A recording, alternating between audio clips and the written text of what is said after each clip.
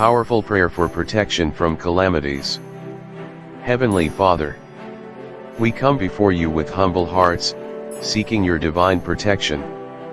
You are our refuge and strength, a very present help in trouble.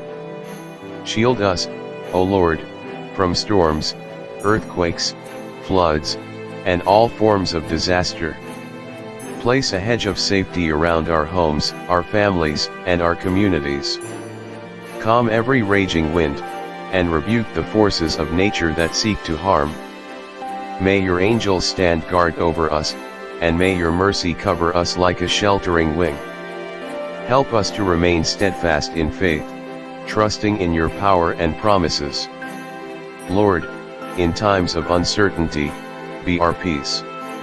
In moments of fear, be our comfort. We entrust our lives into your hands, for we know you are faithful and good. Keep us safe, O God, now and always. In Jesus' name we pray, Amen.